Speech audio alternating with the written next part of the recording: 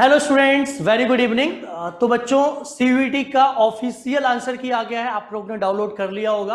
आप लोगों ने मैच भी कर लिया होगा अपने रिस्पांस की और ऑफिशियल आंसर की से कि आपके कितने मार्क्स आ रहे हैं, राइट। हो सकता है कुछ क्वेश्चंस अभी चैलेंज होने के बाद चेंज होंगे और आपके मार्क्स थोड़े अप डाउन हो सकते हैं। यस, यहाँ पे 2 क्वेश्चंस ऐसे मिले हैं जिनको चैलेंज किया जा सकता है डेफिनेटली, राइट, और आपके मार्क्स इंक्रीज हो सकते हैं उस केस में।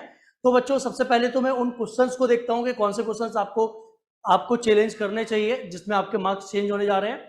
दूसरे नंबर पे बच्चों मैं आपको बताऊंगा कि क्या सेफ कट ऑफ रह सकता है आपके लिए और किस कट ऑफ पे आपको कौन से टॉप कॉलेजेस मिल सकते हैं, साथ ही साथ कौन से कॉलेजेस में आपको सीयूईटी एमसीए के थ्रू एडमिशन लेना चाहिए और कौन से कॉलेजेस में आपको एडमिशन नहीं लेना चाहिए, राइट बच्चों। तो सबसे पहले डिस्कस करते हैं हम लोग ये जो क्वेश्चंस आपको गलत मिले हैं। तो पहला जो क्वेश्चन आपको रॉन्ग मिला है वो ये है। यस बच्चों, ये क्वेश्चन रॉन्ग दिया गया है। क्यों? क्योंकि इसका आंसर जो दिया जा रहा है बेटा वो 0 दिया गया है, बट आंसर 1 आएगा। आप लोगों ने सॉल्व भी करके देखा होगा, मैं एक बार आपको सॉल्व करके दिखा देता हूं।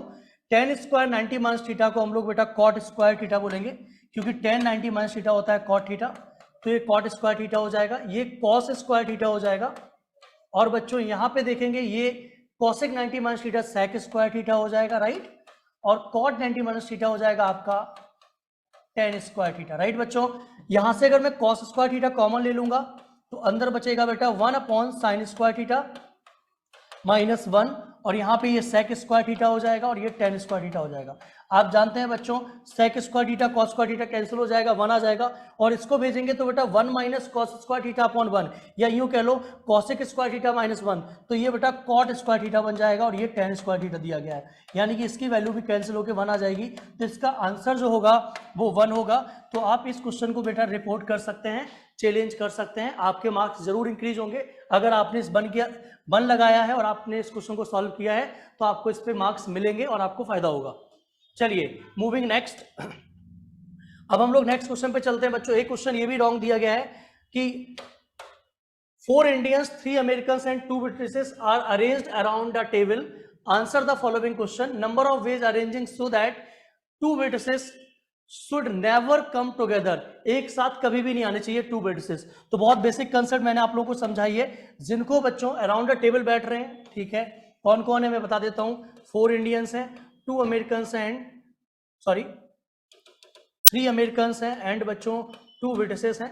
अगर बच्चों देखा जाए इनको राउंड टेबल के राउंड बैठाना है इस तरीके से कि कोई भी 2 Britishes कभी भी साथ में ना बैठे। मतलब बच्चों जो Britishes हैं उनको अलग अलग रखना है, साथ में नहीं रखना है। 2 Britishes should never come together, एक साथ नहीं आने चाहिए, ठीक है बेटा। जब एक साथ नहीं आने देना है तो एक काम कर लीजिए बेटा, आप पहले ना इन सातों को अरेंज करिए। तो इन सातों को जब आप अरेंज करेंगे 1 2 3 4 5 6 7, तो बच्चों सर्कल में 7 लोगों को अरेंज करने के तरीके होंगे 6 फैक्टोरियल। बट जो जगह बचेगी वो कितनी बचेगी बेटा, 1 2 3 4 5 6 और 7, क्योंकि 7 पर्सन बैठे हैं तो 7 जगह अभी हमारे पास बची हैं। इन 7 जगहों पे कहीं पे भी हम लोग 2 Britishes को डालेंगे तो वो क्या होंगे, साथ में नहीं बैठेंगे।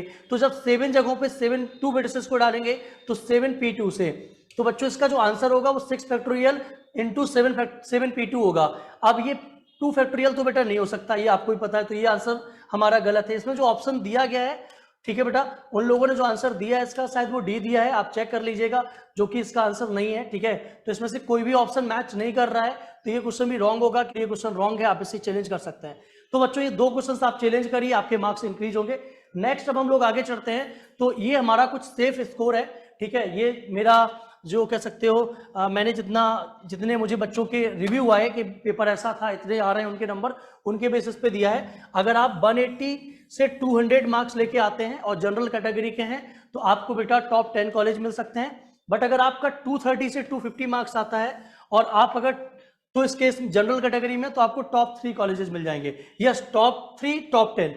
अब बात करते हैं, अगर आप जनरल से ओबीसी हैं तो आप इसमें से 20-30 मार्क्स कम कर लीजिए, इसमें से भी 20-30 कम कर लीजिए, मतलब 200 प्लस कर लीजिए, यहाँ 150 या 160 प्लस कर लीजिए। अगर आप ईडब्ल्यूएस हैं तो बेटा 10 मार्क्स कम कर लीजिए, अगर आप एससी हैं तो आप 50-60 मार्क्स कम कर लीजिए, एसटी है तो आप बेटा इसमें से 70, 80, 100 मार्क्स भी कम कर सकते हैं। तो ये आपके लिए एक चैलेंज हो गया है, ठीक है, कह सकते हो ये आपके पास एक स्कोर आ गया है जिसको आप अनुमान लगा सकते हो। अब क्वेश्चन ये आता है कि सर टॉप 10 कॉलेज या टॉप 3 कॉलेज कौन से हैं, प्रायोरिटी क्या होनी चाहिए। तो बिल्कुल मैं आपको बता दूं, क्योंकि ये आपको गूगल पे भी नहीं मिल पा रहा होगा, जनरली आपको सिर्फ 2 कॉलेज का रिव्यू सबको पता है, BHU JNU, यस वो तो टॉप 2 हैं।